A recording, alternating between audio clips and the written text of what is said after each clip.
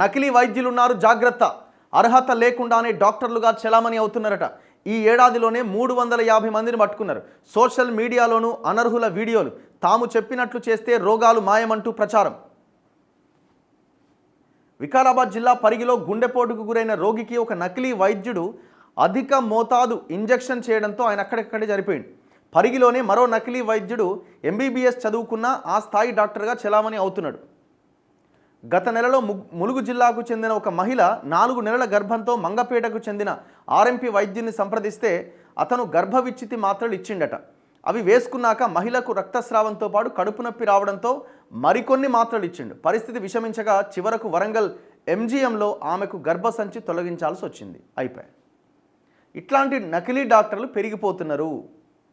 నకిలీ డాక్టర్లు పెరుగుతున్నారు. నకిలీ మందులు కూడా విపరీతంగా మార్కెట్లో ఉన్నాయి. మీకు జనరల్గా మనం వాడే పారాసిటమాల్ కానీ ORS పౌడర్స్ కానీ ఇట్లాంటివన్నీ కూడా నకిలీ వస్తున్నాయి మార్కెట్లో.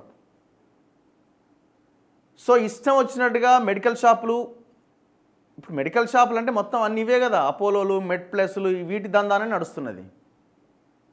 ఇక డాక్టర్లు, ఆయన డాక్టరా ఇంక యాక్టరా ఏం అర్థం కాదు. ఇక మనకి డాక్టర్ అనుకుంటూ యాక్టింగ్ చేస్తుంటాడు ఆయన, అంతే. అట్లాంటి డాక్టర్లు ఉన్నారు.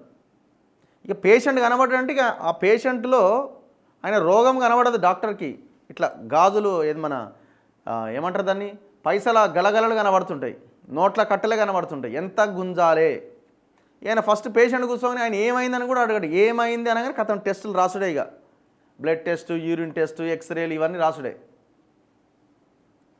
ఎలాంటి అర్హతలు లేకుండా వైద్యులుగా చెలామణి అవుతున్న ఎందరో ప్రజల ప్రాణాలతో చెలగాటమాడుతున్నారు. ఇప్పుడు నేనేమంటున్నా అంటే, అసలు గవర్నమెంట్ వద్ద ఒక మెకానిజం ఉందా? నకిలీ డాక్టర్లను గుర్తించడం ఎట్లా? నకిలీ మందులు అమ్ముతున్న మెడికల్ షాపులను గుర్తించడం ఎట్లా?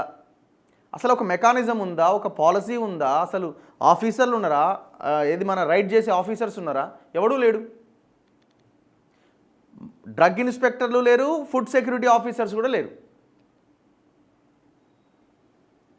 తమ వీడియోల్లో చెప్పినట్టు చేస్తే మీకు రక్తపోటు, మధుమేహం, ఇతర వ్యాధులు అనేవి లేకుండా పోతాయంటూ ఇన్స్టాగ్రామ్, ఫేస్బుక్, వాట్సాప్ల ద్వారా ఆకర్షిస్తూ అమాయకుల ప్రాణాలతో చెలగాటమాడుతున్నారు.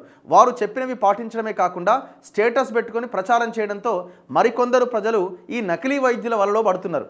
రాష్ట్రంలో నగరాలు, పల్లెలనే తేడా లేకుండా ఇలాంటి వారు కోకొల్లలుగా పుట్టుకొస్తున్నారు. వీరికి వైద్య పట్టాలు లేకున్నా ఇంగ్లీష్ వైద్యం, ఆయుర్వేదం, హోమియో డాక్టర్లు అంటూ సామాజిక మాధ్యమాల ద్వారా అమాయకులను వంచిస్తున్నారని తెలంగాణ వైద్య మండలి వైద్యులు చెబుతున్నారు. ఏం చేస్తుంది? వీళ్ళు ఏమైనా చర్యలు తీసుకుంటారా? పోనీ ఎవరైనా వచ్చి కంప్లైంట్ చేస్తే ఈ హెల్త్ డిపార్ట్మెంట్ ఏమైనా చర్యలు తీసుకుంటుందా? అసలు ఉందా ఈ రాష్ట్రంలో?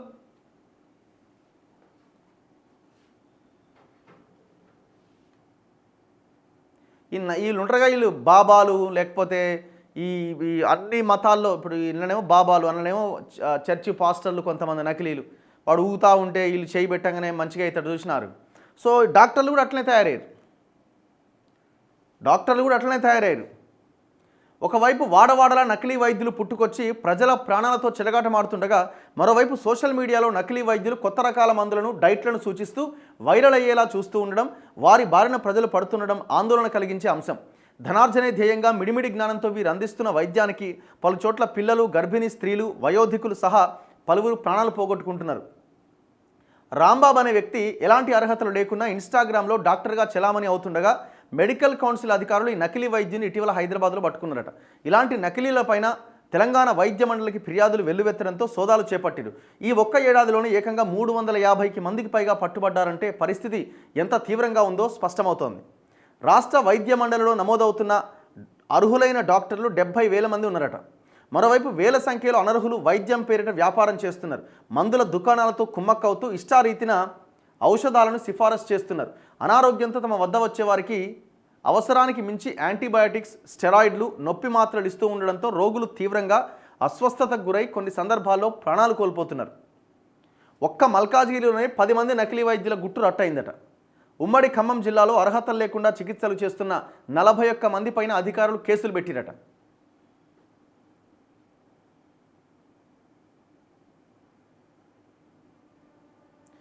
ప్రజలట అప్రమత్తంగా ఉండాలన్నట. ఇగో యాంటీ ఏందో ఇది ఎవరికి తెలుసండి? ఇప్పుడు ఇది ఏదో మెయిల్ ఐడి ఇచ్చిర్రు. ఇది ఎవరు వేయాలి మెయిల్ ఐడి? అలా అది ఒక నెంబరో లేకపోతే ఇంకోటి ఏమైనా ఒక నెట్వర్క్ పెట్టుకోవాలా. ఆ మెయిల్ ఐడికి ఎవరు చేస్తారు? ఆ మెయిల్ ఐడికి మెయిల్ చేసేది ఎవరు? ఎన్నో ఊర్లు ఉన్నాయని, ఎన్నో ఆదిలాబాద్లు ఉన్నాయని, కానీ మెయిల్ ఎక్కడిది? మెయిల్ ఐడి ఎక్కడిది? ప్రజలు అప్రమత్తంగా ఉండాలన్నట రాష్ట్ర వైద్య మండలి వైస్ చైర్మన్ శ్రీనివాస్ గారు మెయిల్ ఐడి ఇస్తున్నారు. ఓ నెంబర్ పెట్టొచ్చుగా. ప్రభుత్వాలు పనికిమాలిన వాటికి అన్నిటికీ ఖర్చు పెడుతుంది. ఇట్లాంటి వాటి మీద 100 కోట్లు ఖర్చు పెట్టి చేయొచ్చు కదా, ఎన్నో ప్రాణాలు నిలబడతాయి కదా.